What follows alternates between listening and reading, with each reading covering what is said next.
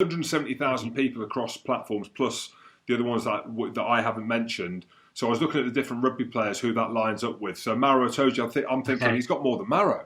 You haven't. He's got more than Owen. Owen Farrell, no, you haven't. But you've got about the same as Stuart Hogg, who is the most famous rugby player in Scotland. So... That's ridiculous. That's silly. That's wrong. Everyone that follows me and not Stuart Hogg needs to go and change that and follow Stuart Hogg.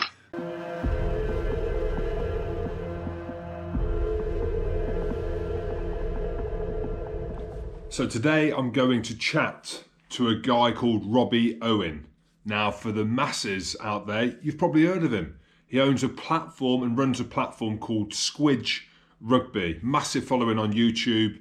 Big on Reddit and the rugby community around there. I'm really interested to hear his take on all things rugby, how he puts it all together, and also the engagement. He's a pretty big deal in rugby. Robbie, mate, good to see you. You're looking well. Good to see you. Yeah, you're looking terrific as well. Yeah, thank you. I've, like I mentioned just before, I'm in the best setting possible for you because, mate, you're my biggest interview. Yeah, out of everyone that I've had. I don't know about that. I wish I could have done the same. I'm in my kitchen, which is becoming a bit of a state over the last couple of weeks. My stands have slipped slowly day on day over the last 8 weeks in lockdown. Mate, well, I'm loving the energy. Well, firstly, because we've had some good guests on here. Had Billy Vunipola, had Finn Russell. I interviewed Jacques Berger as well. We had Ben Mercer, who brought out a book, Fringes, which has done really well. Ben Foden as well. I'm going to miss one out there. Oh, and Ian McKinley over in Italy. So it's great to have you. But I want to give a little bit of perspective to the millions of people that will see this online, which is your world. So you own a platform called Squidge Rugby. I've pronounced it right, haven't I? It's not Squidgy, it's Squidge. No, it's Rugby, not rugby. No, that's it. Mate, well, good. Well, I want to go through some of the numbers before we get into the interview because I've done some digging, I've done my research because that's what you have to do, and you'll know that more than anyone from some of the stuff that I've seen. But on YouTube, you've got a massive following, 126,000 followers, Instagram 12.5 or 12.6, Twitter 30.1. So it's around 170 across all platforms that I've seen. I'm sure there's more, maybe in the dark web as well. Am I right? There's more? Yeah. Probably. There's then the sort of Reddit and other bits where it kind of pops up around.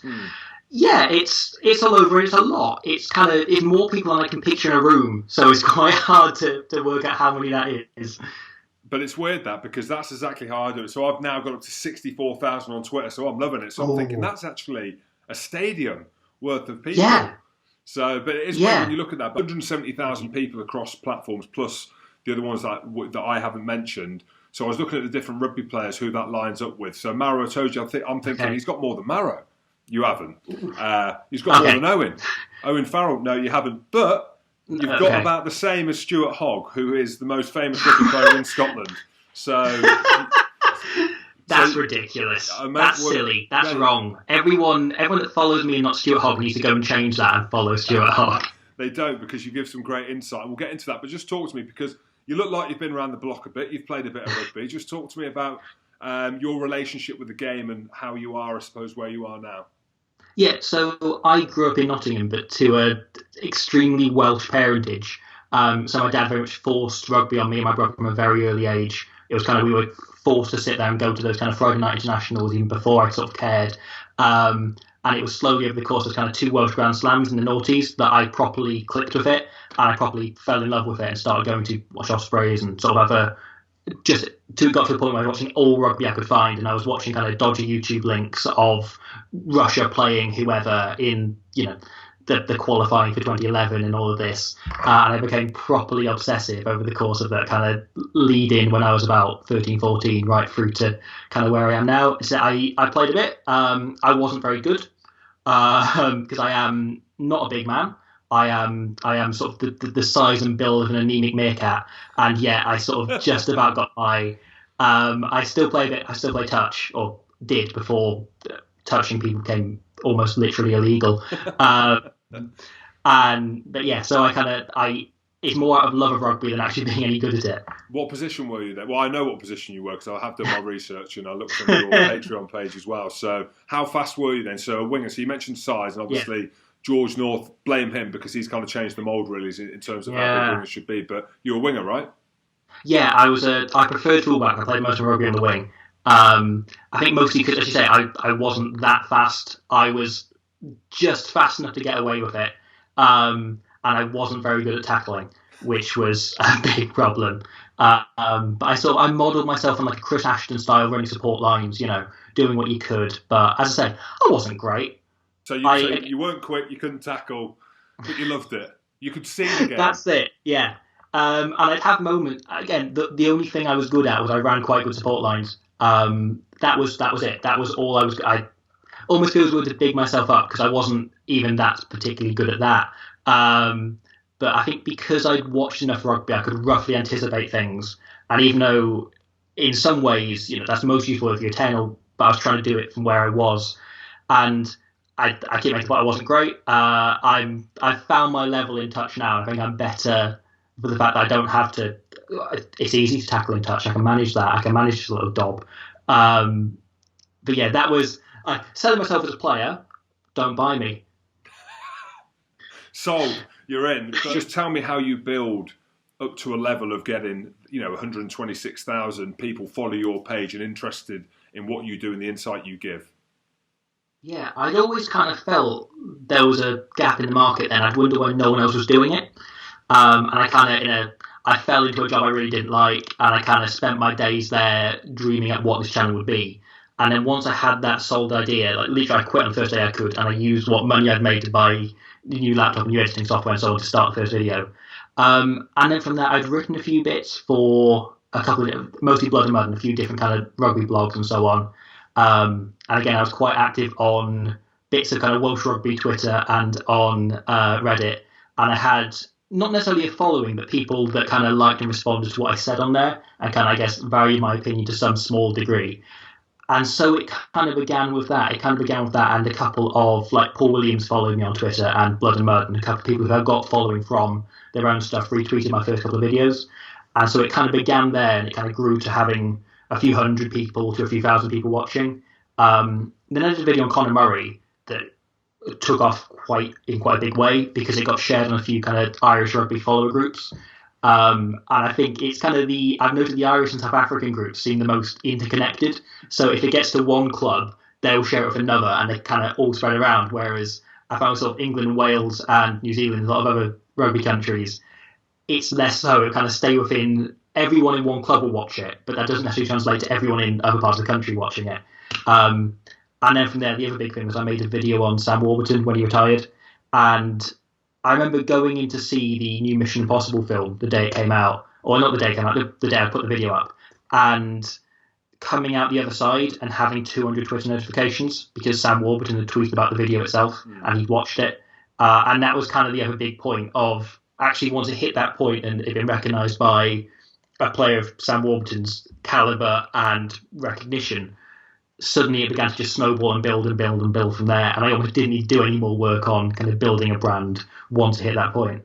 Just because I've played rugby doesn't mean that I know everything about what's going to work. And I've got a real passion in growing the game in media and doing it in a kind of modern way, which is YouTube, which is these online platforms, similar to what you've done with yourself. But can you just explain what you actually do, what goes in? So you overlay comments and you put a lot of research into the matches, the final being one, so the England-South Africa one was really well put together, but you ally that with stats and everything else you do. Just give us a kind of simple narrative on how you put these videos together.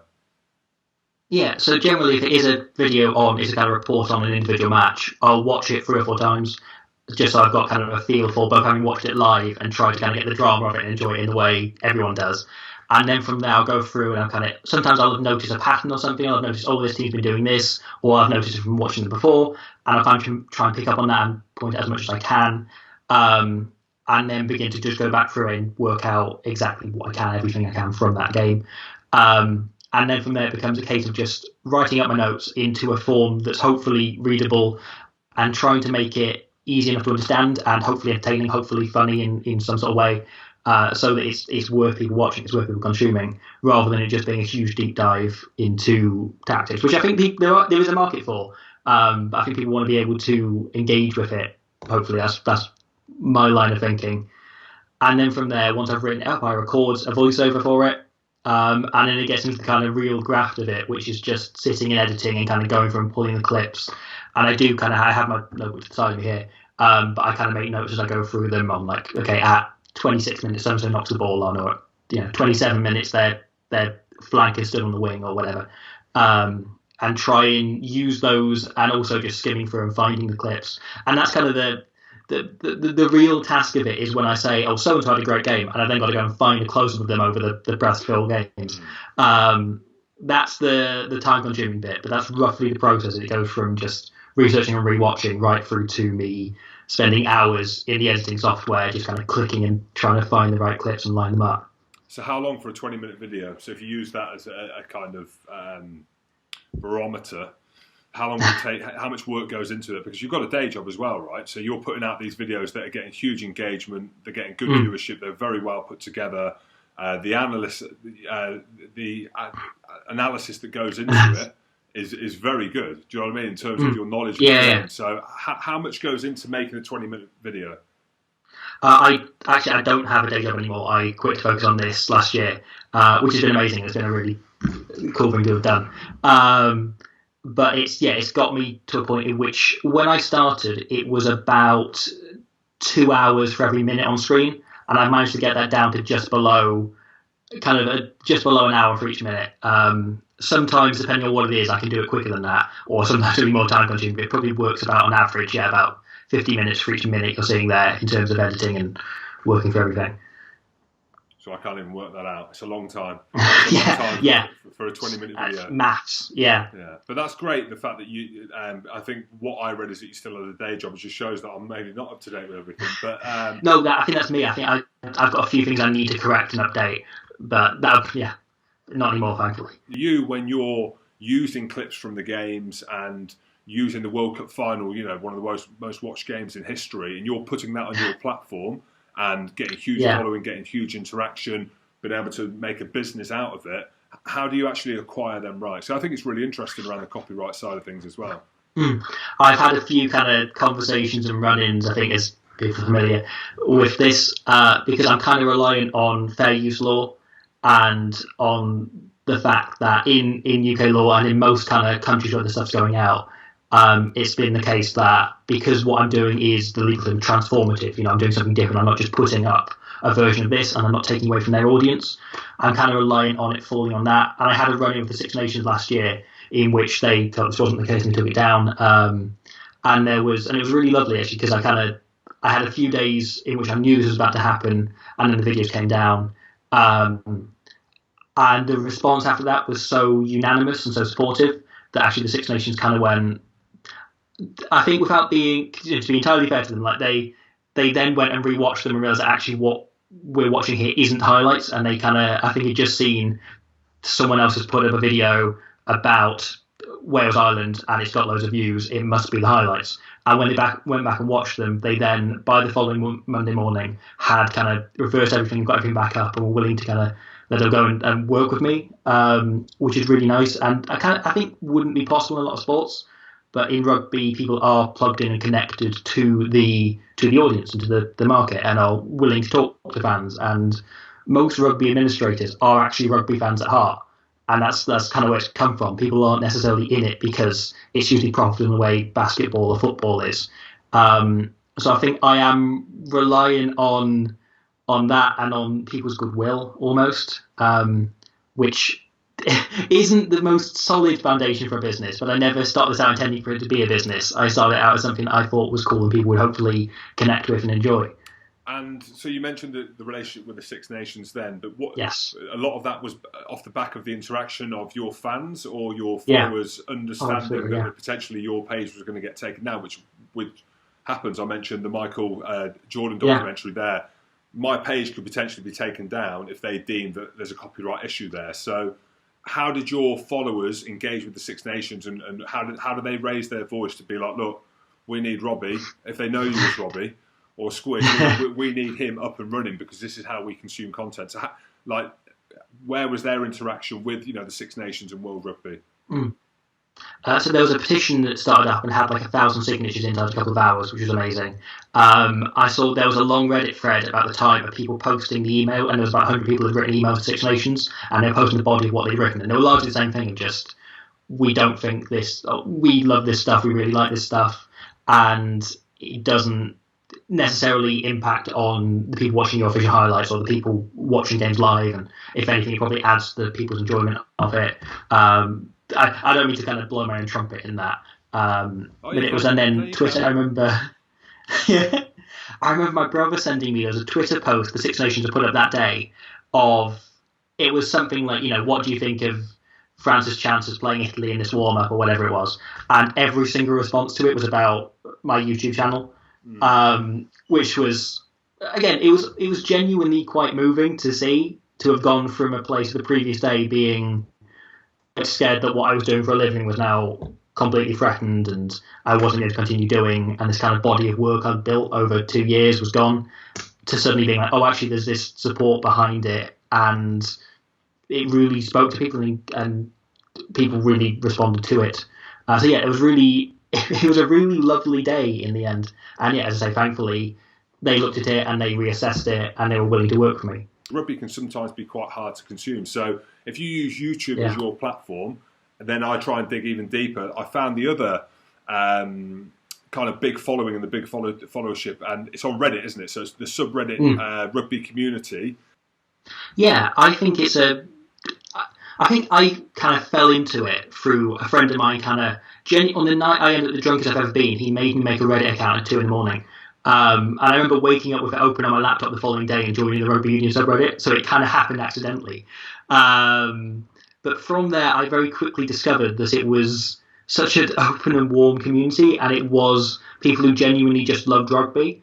And there was a lot of times you'd see kind of, a meme or something quite funny about, like about a Georgia player or about something you kind of felt, I didn't realise people knew that. I thought people knew Owen Farrell and maybe Stuart Hogg. Apparently, less people follow Stuart Hogg than I thought.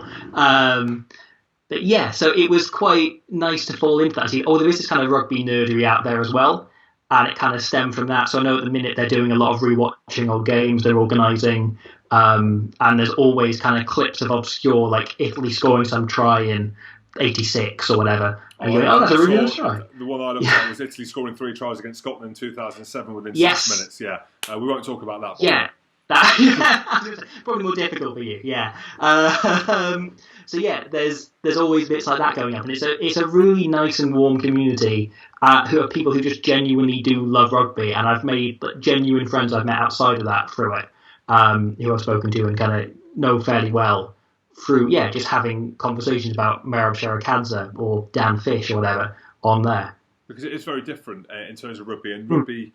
There's been question marks over it in terms of going in the direction that football is, and I don't want to overreact here, but you look at the way that players sometimes are on the pitch, you look at the money that's come into the game, and a few different interactions that we're seeing, the booing for the kicking, which doesn't really bother me, to be fair, but it's worth mentioning it. So so you mentioned there the community on there. Is it tribal as it is in football? Is there anything of that, or is it all pretty? I think you said it was warm. I think that's the word that you used. It's more tribal during the Six Nations or World Cup. There's that suddenly appears when people get fiery and passionate. But you kind of want some of that. You want a little bit of ding dong in between people. But I think generally outside of that, and actually even in the kind of 6 days between games, 5 or 6 days, it is often quite just warm and genuine. People think that actually we love rugby, and that's the thing that brings us together. And especially when you fall into it's those kind of the Twitter rabbit holes and the Reddits where it is people who are genuinely really passionate about it and follow it all year round, that you find the kind of nicest and warmest interactions, to use that word again, because it is people, as I said, who are just passionate about rugby and want to talk about rugby regardless of whether or not it's in front of you right now. And so what's the name of the website? Hopefully I named it correctly, and I won't be chastised for pronouncing it wrong. But just for the viewers and the listeners out there, so if they want to get involved in that, where do they need to go? So reddit.com, and it's /r/rugby union. Okay, cool. So it's fairly self-explanatory.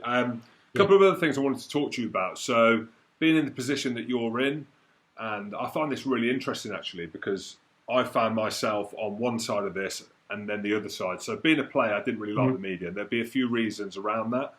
One was testosterone-fueled, self-proclaimed enforcer, mid-20s. What do these people know who are behind their computers or writing articles around me and around my team? What do they know? And the other part of it was if I played poorly. So, and then the final part of it is that's where you'd always head. So when obviously you listen to your coaches, and I'm sure a lot of top-level players probably don't read the media now because they don't want to understand these things. But I found the media quite difficult as a player. I felt that I couldn't be myself. I felt that when I played for Scotland, my character was suppressed. I'd be given key messages, so I couldn't speak to the media how I wanted to speak to them. That's interesting. Yeah. So finish rugby and fall into the media by doing a podcast that's well received. Similar to yourself, you build up a mass kind of tribal following, and all of a sudden, I'm in a place where in a million Sundays I would have never have thought that I would be. Now I'm in the media. I've got other people. How the hell is this guy? And this comes on to my point. How is Jim Hamilton in the fucking media? Do you know what I mean? So that's me. So that's me having been a player at the highest level and understood the media and not really had a passion for media, but fallen into it. And it's obviously going well because I'm getting a shout to people like you. But how have you found that? Because stereotypically, you look at Robbie and be like, might have played on the wing, couldn't tackle, couldn't run. How has he got the right to talk about rugby, which you clearly have, and having looked at it, and it isn't me, taking the piss here, the stuff that you do is very, very good, and it shows that with the amount of followers you've got, I think that's a gauge on life now. But how have you find being in the media, in that kind of public spotlight, if you like? Yeah, it's odd, and I don't feel like I necessarily have any more reason someone should listen to me than anyone else. And I'm just kind of putting out what I've noticed, and hopefully in a way people enjoy, and I've kind of worked hard on. And that's kind of all I've got to recommend me, really. I say I haven't got the history of playing. I've just read a lot about rugby, and I've watched a lot of rugby, and I've kind of come from that position. And I kind of try and stay very aware of that, and I don't want it to come across as though I'm being big-headed about, oh, look at me, don't I know so much about rugby just because I watched Uruguay's warm-up games, And I try not to fall into that because I think it is a trap you probably can fall into. And as you said, that thing about being kind of the media spotlight is a bit odd. Like I went to the Wales Barbarians game last year with my mum and my brother, and it was kind of my brother had seen bits of me being and had heard stories of me like being recognised and stuff because it only happened at rugby occasions because I can walk down the street and no one cares. I got recognised in Tesco once, and that was bizarre. I was just buying a meal deal, and someone went, "You're Squidge, aren't you?" But suddenly, when I went to watch the Wales game last year, my mum was freaking out because she said by the end she realised that like the person in the seat next to us kind of turned and went, "You're Squidge Rugby, aren't you?"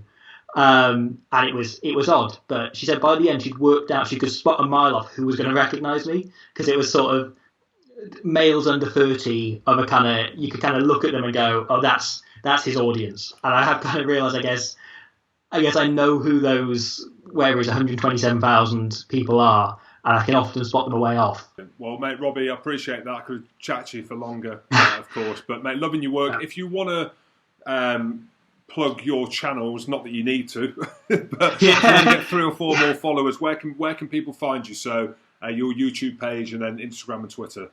Yeah, if you want to follow at Stuart William Hogg. So he's desperate, mate. He'll be like, who is this Squidge bloke? He won't be the only one asking that. So yeah, it's Squidge Rugby on YouTube. You can find it there, and then at Squidge Rugby on Twitter and Instagram.